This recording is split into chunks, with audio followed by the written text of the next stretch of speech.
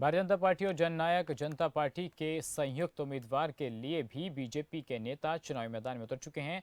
इसी कड़ी में हमारे संवाददाता ने हरियाणा के सहकारिता मंत्री डॉक्टर बनवारी लाल से खास बातचीत की। में आदमपुर उपचुनाव है और लगातार चुनावी गतिविधियां जारी हैं। अलग अलग पार्टियों के नेता प्रचार कर रहे हैं, लोगों तक पहुंच रहे हैं। इसी कड़ी में चाहे कांग्रेस हो, भारतीय जनता पार्टी, आम आदमी पार्टी, इंडियन नेशनल लोकदल, सभी के नेता पहुंच रहे हैं। भारतीय जनता पार्टी के नेता और हरियाणा के सहकारिता मंत्री डॉक्टर बनवारी लाल भी पहुंचे हैं आदमपुर में और लोगों के बीच हैं। उनसे जानेंगे कि किस तरीके का प्रचार का अभियान सर चल रहा है। गठबंधन के उम्मीदवार हैं, किस तरीके का सर प्रचार का अभियान चल रहा है आप लोगों का? देखो, हाँ, जो आदमपुर उपचुनाव 3 नवंबर को होने जा रहा है उपचुनाव, और चुनाव पूरे जोश पर है। और भारतीय जनता पार्टी के पक्ष में जिस तरह का माहौल हम हल्के में देख रहे हैं, निश्चित तौर पर भव्य बिश्नोई को भारी बहुमत से जिता के लोग भेजेंगे। क्योंकि भव्य बिश्नोई भाई चौधरी भजनलाल जी के परिवार से भी हैं, और दूसरा भारतीय जनता पार्टी के उम्मीदवार हैं। भारतीय जनता पार्टी और चौधरी भजनलाल जी के दोनों जो वोटर हैं, और वो जैसे पिछली बार अकेले लड़े थे तो भी 30-35 हज़ार से जीते थे, और अब भारतीय जनता पार्टी का भी समर्थन वोटर साथ हैं, तो काफ़ी अच्छे मार्जिन से भव्य बिश्नोई जीतने वाले हैं। और जिस तरह से माननीय मुख्यमंत्री जी ने पिछले 8 साल के अंदर पूरे प्रदेश के अंदर समग्र विकास करवाया है, चाहे वो किसी भी विभाग की बात करें, चाहे वो पानी की करें, चाहे सड़क की करें, चाहे शिक्षा की करें, चाहे स्वास्थ्य की करें, सभी विभागों में और सभी इलाकों में बराबर काम माननीय मुख्यमंत्री जी द्वारा किया गया है। और जिस तरह से माननीय मुख्यमंत्री जी ने बहुत अहम फैसले लिए हैं, व्यवस्था परिवर्तन का काम पिछले 8 साल के अंदर उन्होंने किया है।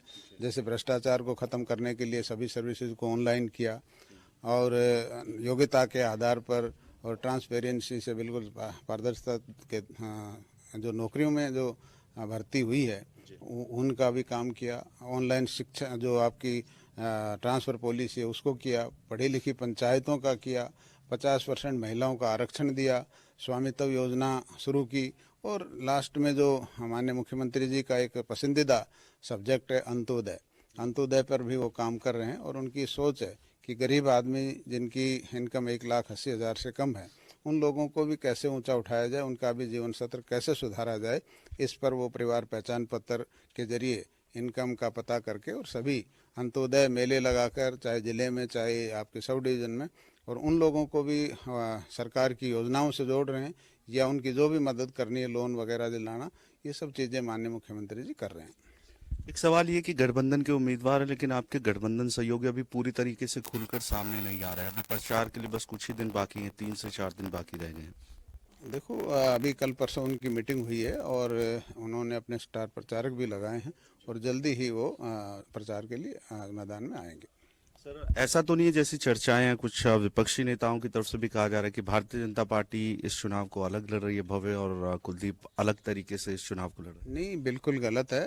पूरी भारतीय जनता पार्टी, आप देख रहे होगे हर गांव में एक एक कार्यकर्ता, पूरे प्रदेश का एक एक कार्यकर्ता विधानसभा के अंदर लगा हुआ है, और हर गांव के अंदर हमारे कार्यकर्ता, विभिन्न स्तर के कार्यकर्ता हर गांव में जुटे हुए हैं, और एक एक बूथ की जिम्मेवारी भारतीय जनता पार्टी के कार्यकर्ताओं ने संभाली हुई है। ऐसा नहीं है कि भव्य बिश्नोई अलग लड़ रहा है, या पार्टी पार्टी एक है। भारतीय जनता पार्टी के उम्मीदवार हैं भव्य बिश्नोई। हैं। एक सवाल जो बार बार सभी नेताओं की तरफ से इस प्रचार में उठाया जाता है, वो सवाल ये है कि आदमपुर जो है वहां पर सड़कों की जो समस्या है, विकास को लेकर सवाल उनकी तरफ से पूछा जाता है, और ये कहा जाता है कि पहले कुलदीप बिश्नोई लगातार यहाँ से विधायक रहे, अब उनके बेटे चुनाव लड़ रहे हैं, तो ये विकास कब होगा, ये सवाल पूछे जाते हैं।